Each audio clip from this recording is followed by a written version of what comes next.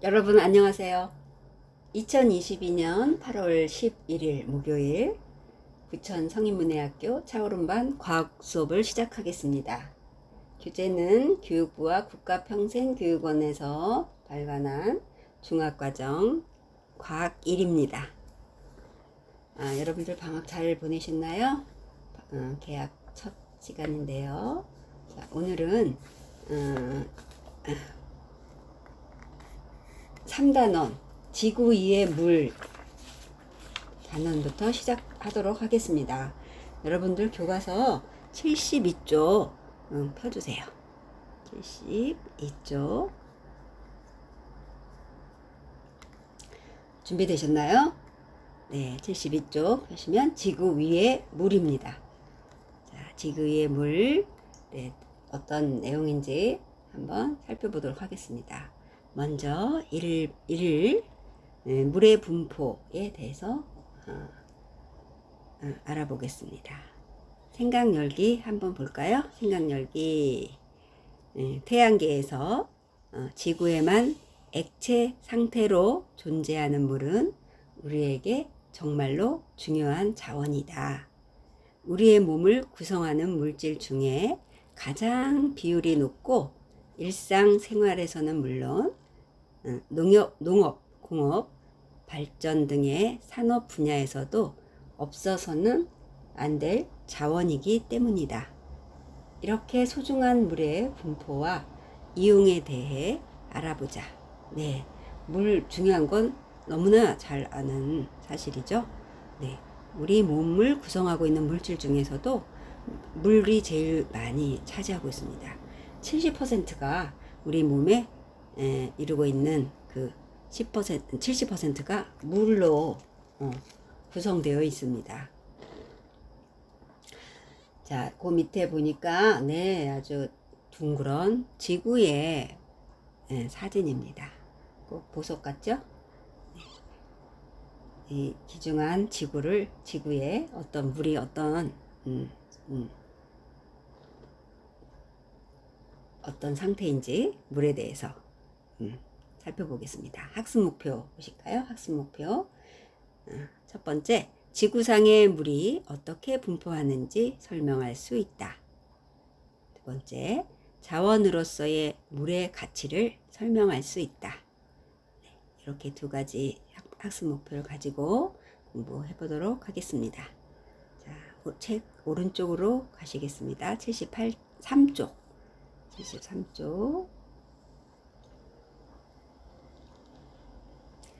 지구에 있는 물은 어떻게 분포할까요? 그래서 지구상에 있는 물이 어떻게 여기저기 어떤 식으로 되어 있는지 한번 보겠습니다. 우주에서 본 지구는 물의 행성이다. 지구 표면의 약 70%가 물로 덮여 있기 때문이다. 네. 우주에서 지구를 바라봤을 때 거의 지구도 하나의 별이라 그랬죠. 행성입니다. 그런데 이 우주 우리 지구 밖에서 본 우리의 지구의 모습은 물로 보인다는 거죠. 물로 덮여 있기 때문에 지구 표면이 약 70% 주로 바다가 되겠죠. 네. 하지만 물의 분포에 비해 지구상에서 우리가 직접 사용할 수 있는 물의 양은 그리 많지 않다. 네, 물로 다 덮여져 있는데도 우리 사람들이 직접 물을 이용할 수 있는 그 물의 양은 그렇게 많지 않다라는 거예요. 그 밑에 표를 볼게요. 그래프로 되어 있는데요. 우리가 그래프는 이제 수학 시간에서 혹시 배우셨겠지만 한눈에 볼 수 있게 숫자를 쭉 써놓으면 이게 하나하나 따져보고 어느 정도 이게 가름이 안 될 수도 있는데 이렇게 표로 나타내거나 그래프로 나타냈을 때 한눈에 금방 이렇게 얼마만큼 차지하는지 얼마만큼의 양인지를 금방 알 수 있도록 이렇게 그래프로 표시합니다. 그래서 요것도 그래프로 나와 있는데 그림으로 나와 있기 때문에 그림과 숫자와 내용이 한꺼번에 나와 있기 때문에 어느 정도를 우리가 딱 한눈에 가늠할 수가 있죠. 그래서 여기 지구 사진이 있고 그 옆에 보면 지구가 다 물로 보인다니까 어떻게 차지하고 있는지 볼게요. 자, 옆에 바로 둥그런 원 그래프가 있어요. 여기에 보시면 파란색으로 이렇게 칠해져 있죠. 파란색 바탕으로 이렇게 돼 있어요. 이렇게 여기가 다 파란색이잖아요. 그쵸? 여기가 이만큼이 다 파란색이에요. 이렇게가 다 파란색으로 돼 있죠. 하늘색. 여기에 뭐라고 돼 있냐면 바닷물로 돼 있어요. 바닷물이 97.47%. 그러니까 퍼센트는 100으로 따졌을 때 차지하는 비율이니까 100개 중에서 97개가 넘게 97.47%가 바닷물이라고 합니다. 그리고 여기 조그맣게 여기 보이지도 않아요. 작게 아주 여기 한 선 정도밖에 안 돼. 여기에 대기 중에 수증기가 0.001%예요. 예. 그리고 나머지 여기 초록색 부분 있죠? 예, 나머지 요 부분 요만큼만 물이 육지의 물입니다. 육지에 우리 뭐 하천도 있을 수 있고 이렇게 졸졸졸 흐르는 시냇물 있죠? 네, 지하수 뭐 이런 것들이겠죠. 그래서 육지의 물이 2.53%. 정말 얼마 안 되죠? 요만큼밖에 안 돼요. 바닷물은 이렇게 둥그렇게 전부 차지하잖아요. 그쵸? 네. 그랬는데 이제 육지에 있는 물을 갖다가 요 육지에 있는 물을 또 어떻게 분포가 되어 있는지 또 한번 이제 나눠봤어요. 그 바로 오른쪽에 또 있는 그림이에요. 자, 오른쪽에 있는 그림, 육지에 있는 물을 갖다가 다른 물은 빼고 육지의 물 2.53%에 해당하는 육지의 물 요만큼 해당돼요. 네, 요만큼 해당되는 물을 또 이렇게 나눠봤어요. 이렇게 나눠봤더니 자세히 들여다봤더니 제일 많이 차지하는 게 여기 어떤 거예요? 딱 그래프를 봤을 때 네, 여기 회색 부분이죠. 회색 부분이 빙하로 1.76%예요. 1.76%를 빙하가 차지하고 있고요. 그 다음에 2.53 중에서 1.76이니까 반 이상이죠. 네, 반 이상이 빙하예요. 그리고 또 핑크색으로 보이시나요? 핑크색으로 이렇게 표시되어 있는 거. 네, 요거는 지하수예요. 지하수가 0.76%를 차지하고 있습니다. 그리고 여기 또 조그맣게 여기 아주 보이지 이렇게 약간 아주 작아요. 하천수와 호수예요. 나머지가 여기 하천수와 호수가 0.01%를 차지하고 있습니다. 육지의 물은 육지에서는 이런 식으로 빙하 1.76%, 지하수 0.76%, 그리고 하천수와 호수가 0.01%를 차지하고 있다. 이렇게 이해하시면 되겠습니다. 자, 그래서 이게 이제 지구상의 물의 분포 현황이었고요. 한눈에 볼 수 있는 그래프로 나타내었습니다. 그 다음에 그 밑에부터 계속 보도록 하겠습니다. 자, 찾으셨죠? 네. 지구상의 물의 분포 밑입니다. 바로 지구의 대부분을 차지하고 있는 물은 짠 물질이 녹아있는 바닷물이다. 아니, 바닷물이고, 네, 바닷물이래요. 짠 물질이 녹아있어요. 잠시만요. 글씨가 작아졌어요.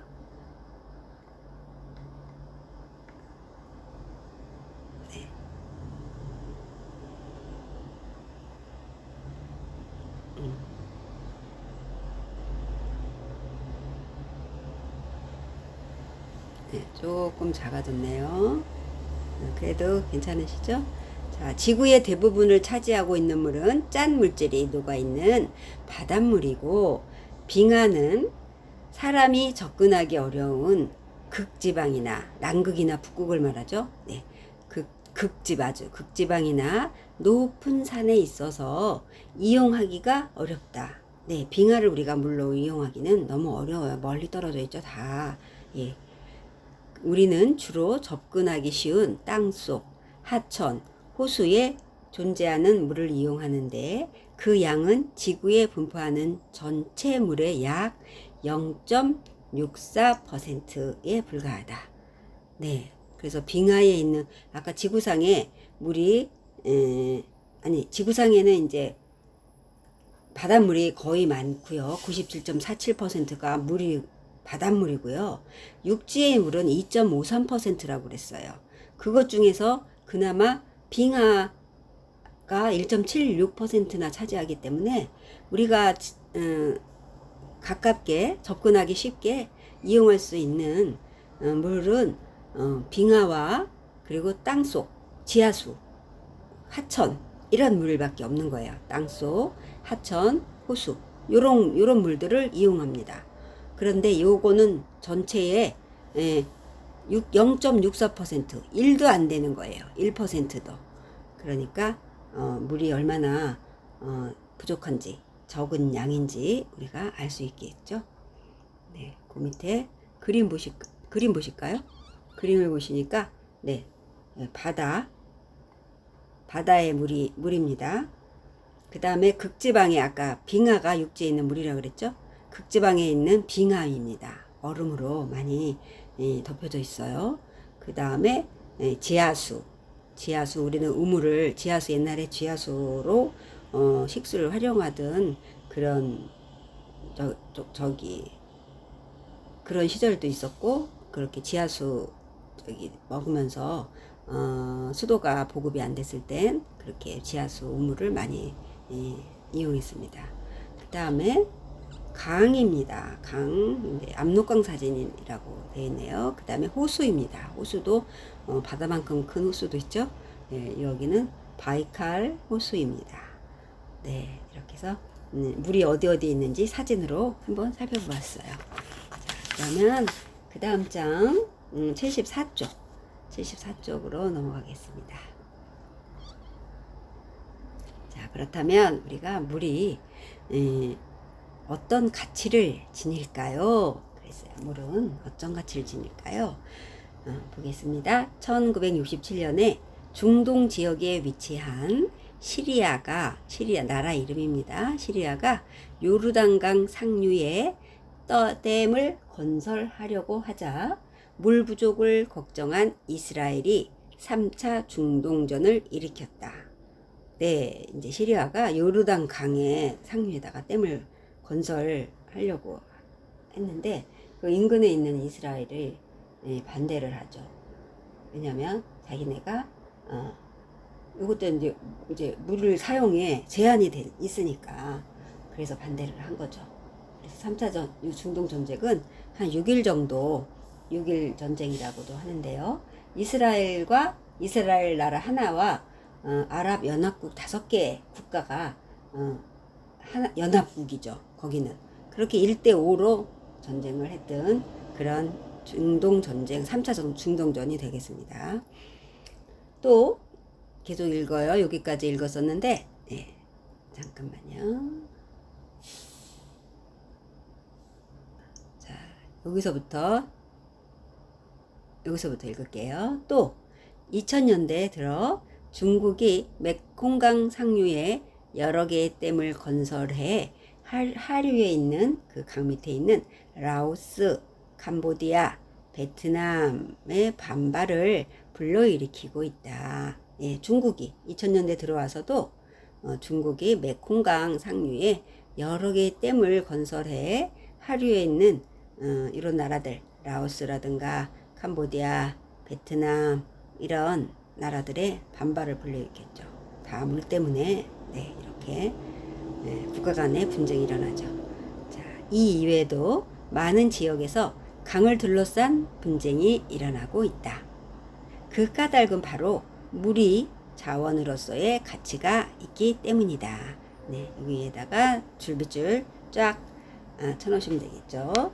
바로 물이 자원으로서 가치가 있기 때문이다. 이 내용을 밑줄 쳐놓으세요. 자, 그 다음 계속 볼게요.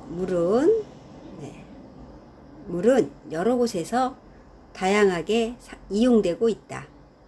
일상생활에서는 요리, 설거지, 목욕, 청소, 등을 할 때 늘 물이 사용되는데 2018년에 한국인은 하루에 1인당 295리터의 물을 사용하는 것으로 알려졌다. 네, 하루에 1인당 295리터의 물을 사용한대요. 여러 가지 뭐 식수로도 사용하고 설거지하는데, 씻는데 이런 데 사용하겠죠. 295리터면 어느 정도인가요? 우리가 페트병 큰 거가 1.8 정도, 2리터가 안 돼요. 그러면 그거가 거의 한 300개 정도를 사용한다는 거죠. 그 300개 그 페트병 물통을 하루에. 한편 산업 분야에서도 농작물과 가축을 키우고 공장에서 제품을 생산하기 위해 물이 많이 필요하다. 다 아는 사실이죠. 농산물을 키우고 가축 키우고 공장에서도 제품 생산하는데도 물이 아주 필수적입니다. 또 물을 이용해 전기를 생산하는 수력발전, 건설 비용이 많이 들고 댐을 건설할 때 주변이 수몰되는 문제점이 있다. 그랬어요. 물을 이용해서 전기를 생산을 해내야 되는데 이거는 비용이 많이 들고요. 또 댐을 건설하면 주변 지역이 수몰된다는 건 그 지역이 묻히는 거예요, 물에. 그래서 우리 여러분들 충청북도에 청풍이라는 데인가요? 거기가 댐을 건설하면서 그 마을 전체가 물에 잠겼어요. 그래서 지금 우리는 경치가 좋아서 거기 많이 놀러가고 관광지로 됐는데 그 마을은 없어졌어요. 그래서 그 마을은 없어지는 그런 문제점이 있었습니다. 그런데 이렇게 전기로 생산해서 하는 것은 그러나 공해가 없고 그 다음 볼게요. 공해가 없고 발전에 필요한 운영 비용이 저렴해 세계 여러 나라에서 발전소를 계속 건설하고 있다. 그래서 무슨 발전소, 수력발전소 많이 건설하죠. 있죠, 우리도. 전기를 생산해요. 그런데 비용도 공해도 없고 이렇게 필요한 운영 경비도 싸지만 건설 당시에는 건설 비용이 많이 들고요. 주변에 마을이 이렇게 수몰된다. 그런 단점이 있다. 이렇게 알아두시면 되겠습니다. 그래서 다양한 물의 이용이라는 그 밑에 사진이 있네요. 수력발전, 물을 농작물에도 이용하고 이렇게 댐을 건설해서 전기를 만드는 수력발전으로도 이용이 됐다. 이런 얘기겠죠. 그 다음 장 가겠습니다. 옆쪽으로 가시면 되겠어요. 자, 그렇다면 물은 왜 부족할까요? 보시니까 물 쓰듯 쓴다 이런 말이 있었어요. 다들 아시죠? 물 쓰듯 쓴다 라는 말은 아낌없이 펑펑 쓴다. 아낌없이 펑펑 쓴다 이런 말이에요. 라는 의미로도 사용했던 우리에게는 중동에 있는 사막 지역 국가에서는 물이 석유보다 비싸다는 이야기를 들으면 이해가 안 되던 시절이 있었다. 그래요.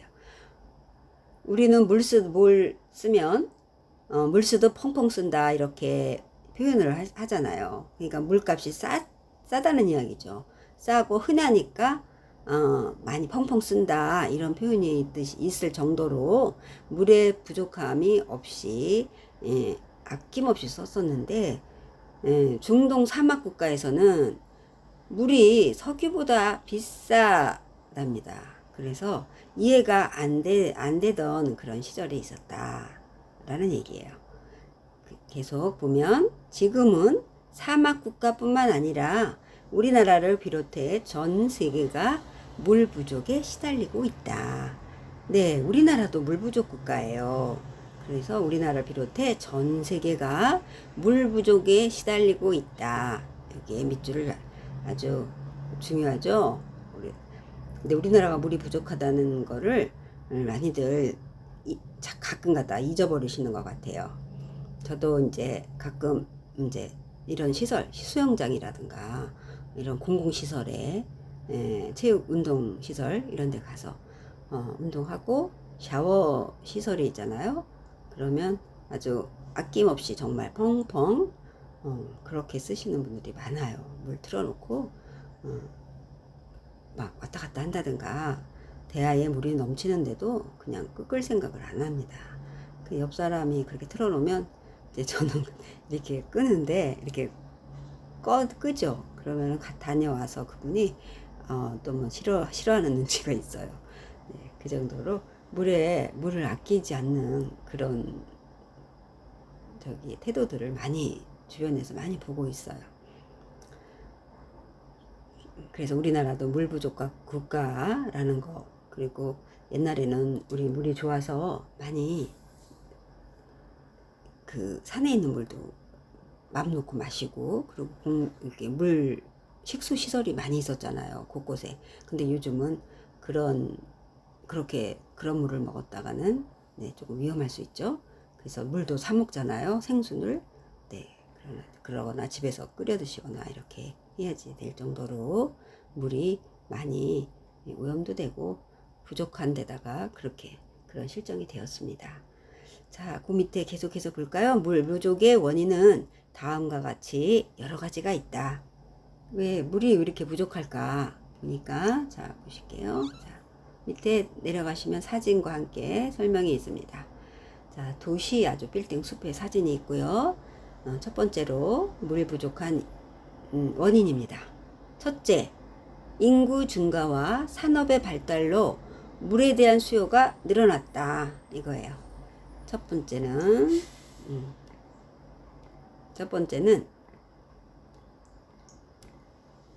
이거 안 거치네요. 네. 첫째, 인구의 증가와 산업의 발달로 물에 대한 수요가 늘어났다는 것입니다. 물을 많이 쓰게 되는 거죠. 산업이 계속 발달하니까. 그리고 인구도 많이 늘어났죠. 지금까지는 계속 늘어나고 있는 추세죠. 앞으로는 인구 부족, 증가가 많이 감소를 해서 줄어들겠지만, 네. 그 다음에 두 번째로는요, 네. 여기 보니까, 땅바닥이 막 쏙쏙 갈라져 있는 그런 사진이네요. 그쵸? 네. 그 다음에 두 번째로는요, 지구 온난화. 지구가 뜨거워지고 있잖아요. 그쵸? 네, 지구가 뜨거워져서 온난화로 인한 기상이변으로 가뭄이 증가했다. 예, 이렇게 땅바닥이 쩍쩍 갈라지고 가물어지는 가뭄 지역이 많아졌어요. 자, 그 다음 세 번째로는요, 여기 뭐예요? 그림이 물이 주로 파란 색깔로 표시하는데, 초록색이나 파란색으로. 그런데 어때요? 물이 아주 그냥 초콜릿색이네요. 갈색이에요. 그래서 세 번째로는 수질오염이 됐어요. 수질오염. 세 번째, 수질오염으로 이용할 수 있는 물이 부족해졌다. 이런 물을 어디다 쓰겠어요? 물고기도 다 죽고 쓰레기가 둥둥 떠다니고 색도 이렇게 돼 있는 썩은 물을 쓸 데가 없죠. 그래서 이런 물을 다 못 쓰니까 또 물이 부족해졌습니다. 그 다음 그 밑에 사진 밑에부터 또 볼까요? 그래서 물의 소중함을 알리고 물 부족 대비에 대한 국제적 협력을 이끌어내기 위해서 국제연합, 영어로 UN이라고 합니다. UN 사무총장 이렇게 많이 들어보셨죠? 우리 몇 년 전엔 반기문 우리나라 사람이 UN의 사무총장이었어요. 국제연합은 세계 여러 나라가 우리 세계 지구에 같이 살고 있는 같은 사람으로서 국가는 다르지만 서로 협력할 건 협력하고 같이 살아나가자, 이런 취지로 만든 기구예요. 국제기구. 그래서 그걸 국제연합이라고 하고요. 우리나라도 가입이 돼 있죠. 그래서 국제연합에서는 1992년에 이미 굉장히 오래된 날이죠. 3월 22일, 1992년 3월 2일을 세계 물의 날로 지정을 했습니다. 그래서 매년 물의 소중함을 홍보하고 있다. 그랬어요. 네, 여기 밑줄 그어놓으시면 되겠습니다. 92년이면 벌써 올해가 2022년이니까 한 30년 됐네요. 30년 전부터 물 부족에 대한 예견이 있었죠. 그때부터 물이 부족할 것 앞으로. 그때부터 부족했었습니다. 사실 다른 우리나라는 그걸 인식을 못했지만 그래서 우리나라도 인식을 해서 그냥 물 아껴 쓰자는 얘기는 옛날부터 있었죠. 네. 근데 일부 사람들이 물이 우리나라는 흔한 줄 알고 아낌없이 많이 쓰셨던 것 같아요. 그런데 물이 우리나라도 이제는 더 이상 물이 흔하지 않다. 아껴 쓰고 또 오염되지 않도록 조심해서 써야 됩니다. 그래서 유엔이 정한 3월 22일은 매년 세계 물의 날이다. 그래서 이때는 우리도 이렇게 물 관련 행사들을 하고 있습니다. 그 다음 76쪽 볼까? 75쪽이네요. 76쪽. 네, 76쪽은 네, 여러분들 집에서 한번 읽어보시고 교실 수업할 때 같이 한번 하도록 하겠습니다. 그럼 오늘 수업은 여기까지 하고요. 여러분들 공부하시느라고 수고 많으셨습니다. 다음 주에 뵙겠습니다.